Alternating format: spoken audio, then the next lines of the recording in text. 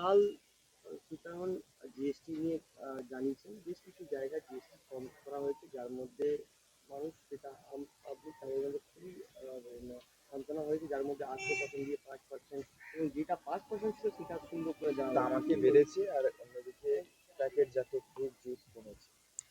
না দেখুন, সরকার যখন 17টা ট্যাক্সকে এক জায়গায় আনার চেষ্টা করে, প্রথম ব্যাপারটা জটিল ছিল, লোকে বুঝতে পারেনি। সরকারও কয়েক বছর সময় নিয়েছে, অনেক মিটিং করেছে, লোককে বোঝানো হয়েছে যাতে সরলীকরণ হয়।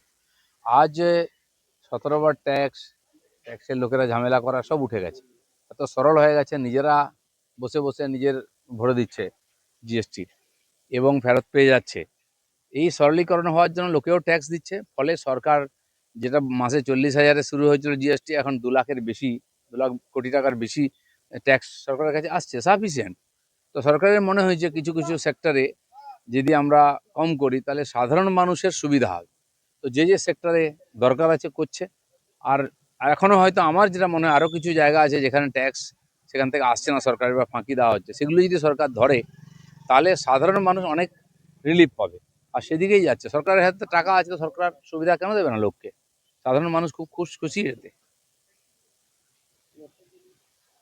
আটক অবৈধ অধিবাসীদের জন্য ডিটেনশন ক্যাম্প, সব রাজ্যে ডিটেনশন ক্যাম্প তৈরির নির্দেশ স্বরাষ্ট্র মন্ত্রকের।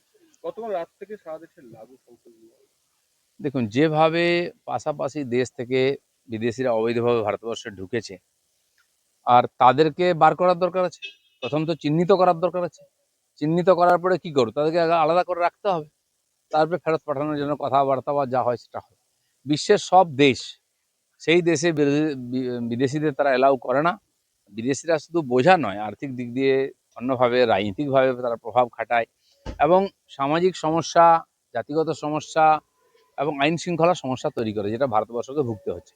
তা এতদিন কোনো সরকার করার সাহস করেনি। ভোটের লোভে এদেরকে ভোটার বানিয়ে, এদেরকে রেশন কার্ড, আধার কার্ড দিয়ে এই দেশের জনবিন্যাসকে নষ্ট করার চেষ্টা হয়েছে। নরেন্দ্র মোদী সরকার, ইন্ডিয়া ফার্স্ট, তো দেশের জন্য সব কাজ করছে, সেজন্য দেশের স্বার্থে এই যে সিদ্ধান্ত নিয়েছেন, কঠিন করাটা, কিন্তু এটা করতেই হবে, একদিন একদিন সেটা শুরু হয়েছে। অক্টোবরে বাংলায় এসআইআর দুর্গাপুজোর আগে হচ্ছে না, ভাইফোঁটার পরে এসআইআর হবে। দেখা যাক, নির্বাচন কমিশনের অধিকার আছে এসআইআর লাগিয়ে এখানে 1 কোটির বেশি যারা ফর্জি ভোটার আছে, জালি ভোটার আছে, তাদেরকে বার করা। তা নাহলে এখানকার নির্বাচনটা প্রহসন হয়ে যাবে। সেই 1 কোটির বেশি জালি ভোটার যদি বাদ দেওয়া যায় না, টিএমসি জিততে পারবে না। আর গত 3টা নির্বাচনে টিএমসি জিতেছে এই জালি ভোটারদের উপরে ভর করেই জিতেছে। তাই তারা দাঁত কামড়ে লেগে যাচ্ছে, তাদের বাদ না যায়। একটা কঠিন লড়াই হবে, কিন্তু এটাও একদিন করতেই হবে। তা নাহলে এই নির্বাচন আর কোনো নির্বাচনের মানে হয় না। আর আমার বক্তব্য, যতক্ষণ না এসআইআর পুরো হচ্ছে, নির্বাচন যেন বাংলায় না হয়। আজ তৃণমূল কংগ্রেসের জয় হিন্দ বাহিনীর সভা জয়না করেছিল। ঠিক আছে, ব্যানার লাগিয়ে দিয়ে কিছু লোককে নিয়ে এলে কোথায় কি জয় হিন্দ, কোথায় সংগঠন, কোথায়?